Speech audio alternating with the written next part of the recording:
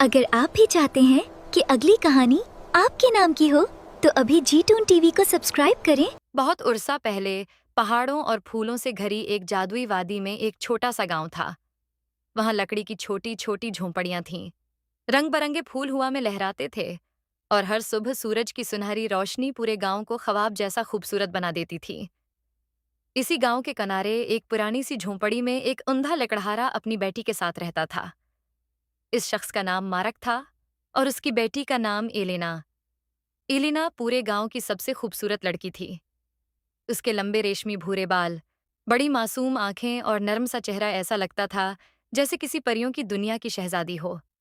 वो हमेशा अपने बालों में एक खूबसूरत रबन बांधती थी। लेकिन इस खूबसूरत लड़की की जिंदगी आसान नहीं थी। इसका बाप बरसों पहले जंगल में एक हादसे का शिकार हुआ था, जिसकी वजह से उसकी बिनाई चली गई थी। अब एलेना ही उसकी आंखें थीं। हर सुबह वो जल्दी उठती, छोटे से चूल्हे पर सौंप बनाती और अपने अंधे बाप को अपने हाथों से खाना खिलाती। बेटी, अगर तुम ना होते तो मैं कब का मर चुका होता, मारक उदास आवाज में कहता। एलेना मुस्कुराकर उसका हाथ पकड़ती। बाबा, आप मेरी दुनिया हैं। फिर वो गांव से पानी भर कर लाती, लकड़ियां इकट्ठी करती, कपड़े धोती और रात को अपने बाप के पास बैठकर कहानियां सुनाती। गांव के लोग अक्सर उसे हैरत से देखते। ये लड़की तो किसी महल की शहजादी लगती है, लोग कहते। मगर किस्मत अभी एलेना के लिए मजीद आजमाइशें लेकर आ रही थी। एक दिन गांव में एक नई औरत आई। इसका नाम सेलिना था। वो भी बहुत खूबसूरत थी, मगर उसके दिल में हसद और गुरूर भरा हुआ था। उसने मार्क की मदद करना शुरू की। वो इसके लिए खाना लाती, नर्म लहजे में बात करती और जल्द ही मार्क को यकीन हो गया कि वो एक अच्छी औरत है। कुछ ही महीनों बाद मार्क ने उससे शादी कर ली। शुरू में एलिना खुश थी कि अब शायद उनकी जिंदगी बेहतर हो जाएगी, लेकिन शादी के बाद सब बदल गया। सेलिना को एलिना की खूबसूरती से नफरत होने लगी। जहां भी एलिना जाती, लोग उसी की तारीफ करते। तुम्हारी बेटी तो परी लगती है।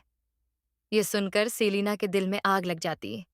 वो एलिना से सारा दिन काम करवाती, कभी बर्फीले पानी से कपड़े धलवाती, कभी जंगल से भारी लकड़ियां उठवा लेती और खुद आईने के सामने बैठकर कीमती कपड़े पहनती रहती। एक रात सेलिना आईने के सामने खड़ी हुई और गुस्से से बोली, इस दुनिया की सबसे खूबसूरत औरत कौन है? अचानक जादुई आईने से आवाज आई, आइलिना। यह सुनकर सेलिना का चेहरा गुस्से से सरख हो गया। इसी रात उसने एक खौफनाक मंसूबा बनाया। अगले दिन उसने एलिना से कहा, जाओ, जंगल के पार से नायाब फूल लेकर आओ, वरना आज खाना नहीं मिलेगा।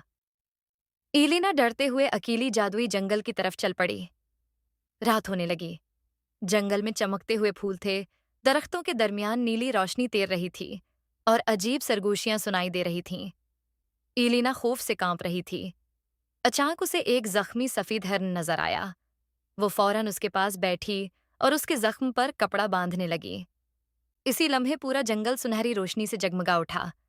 वो हिरन आहिस्ता आहिस्ता एक खूबसूरत शहजादे में बदल गया। एलिना हैरान रह गई। तुम कौन हो? शहजादा मुस्कुराया।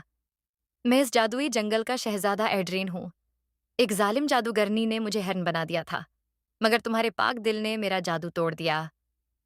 हवा में सुनहरी ततलियां उड़ने लगें। फिर शहजादा एलिना को एक खफिया जादुई महल में ले गया। वो महल बादलों के दरमियान था। वहां चमकते हुए फूल, सुनहरी आबशारें और जादुई रोशनी हर तरफ फैली हुई थी। पहली बार एलिना ने शाही लिबास पहना, गुलाबी रंग का चमकता हुआ लिबास, मोतियों का ताज और जगमगाती हुई बालियां। वो वाकई एक शहजादी लग रही थी। मगर इतनी खुशियों के बावजूद इसके दिल में एक दर्द था। उसे अपने अंधे बाप की फिक्र थी। एक रात वो महल की खिड़की के पास बैठी रोने लगी। मेरे बाबा अकेले होंगे।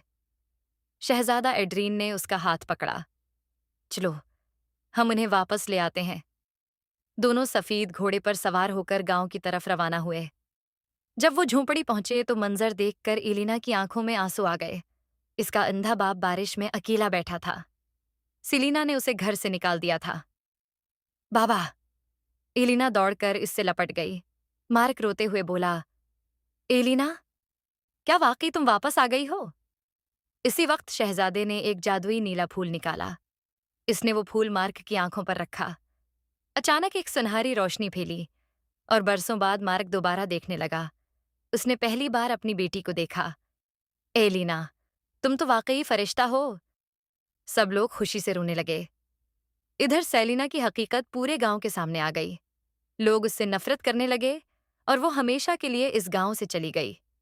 कुछ दिन बाद शहजादा एड्रीन ने इलिना को बताया कि वो हकीकत में एक खोई हुई शहजादी है, जिसे बचपन में दुश्मनों से बचाने के लिए गांव में छिपा दिया गया था। फिर पूरे जादुई महल में एक अजीम जश्न हुआ। आसमान में रोशनियों की बारिश हो रही थी। इस दिन के बाद वो गरीब लड़की हमेशा के लिए अपनी खुशियों की शहजादी बन गई।